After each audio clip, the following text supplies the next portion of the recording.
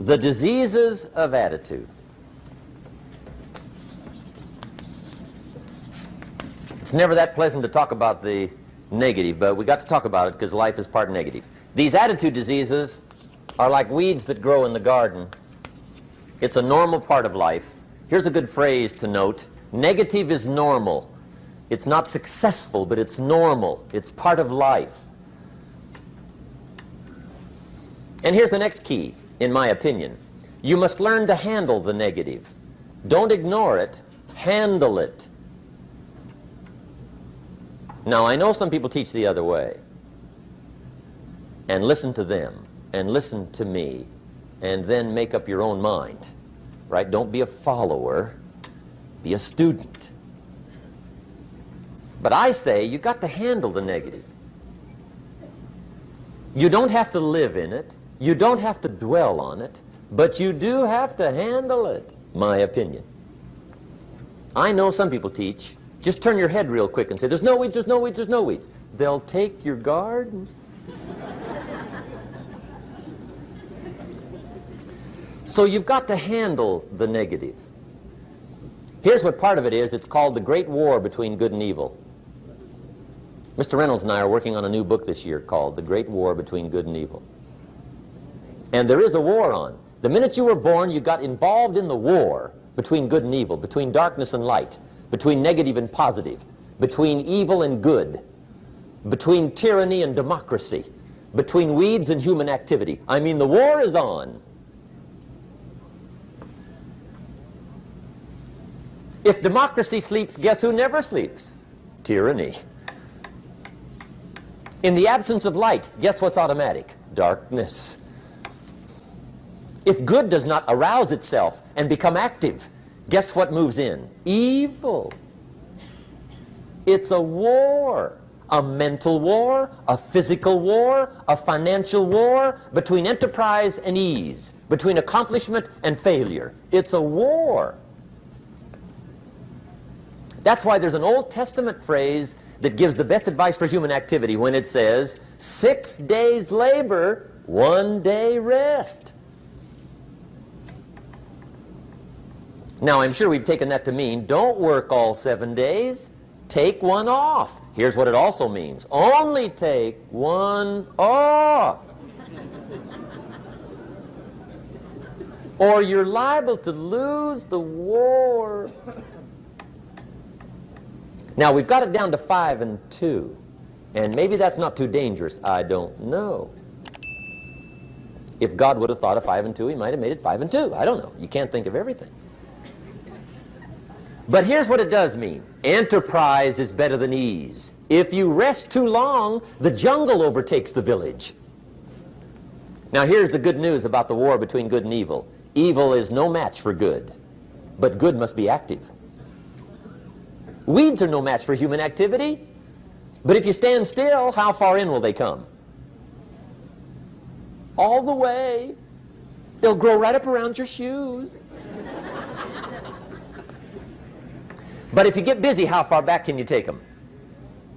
As far as you wish. They're no match, but you must be active. That's why the 6 and 1. Make sure you're not losing the war by taking off too much. Guess what the average years are after retirement? 6. 6. Which means don't retire. Your chances are too slim. Okay. The war between good and evil, the weeds. You got to make sure you recognize the negative, handle it, deal with it, and then go on. Let's make a list of the diseases of attitude that can wreck all your chances to do well. One of the words that destroys everything is called neglect. Neglect. And I found this out. A week of neglect could cost you a year of repair. It isn't worth it. So what to be on the lookout for? Here's the list. If you were making it, you'd have the same list I've got.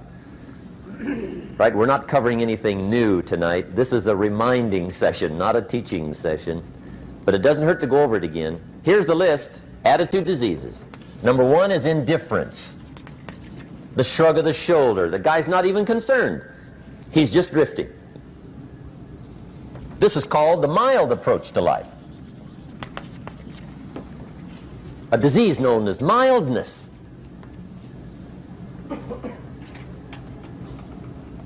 The guy says, well, I can't see getting all that worked up. Well, to be any kind of winner, you got to get worked up. There's one problem with drift. You cannot drift to the top of the mountain. And the good Lord said in the closing chapters of the Bible, here's the best way to live, one way or the other. That's best. Hot or what's next best? Cold is next best to hot. Not the half-baked middle, lukewarm, not too hot, not too cold. What a sad way to live. I think what it means is pick a direction and go with everything you got. Just pick one and go. Somebody says, yeah, but what if it's the wrong direction? You'll find out quicker. It won't take you 25 years to wake up and say, oh no, I've been walking the wrong road. I told my staff the other day, next best to prosperity is adversity. If one doesn't get you, pray for the other. We all do better from one of two reasons, inspiration or desperation. And I don't wish anything bad on you tonight, but if you're not inspired, I hope a wagon comes down your rut.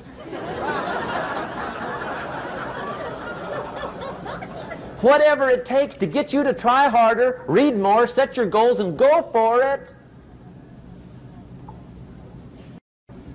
Somebody asked me one time, what quality would I pick if I wanted to work with somebody?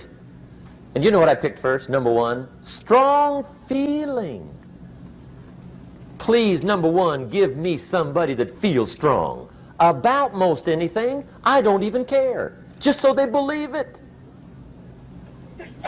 Even if they disagree with me. Wonderful. Just so they disagree vigorously.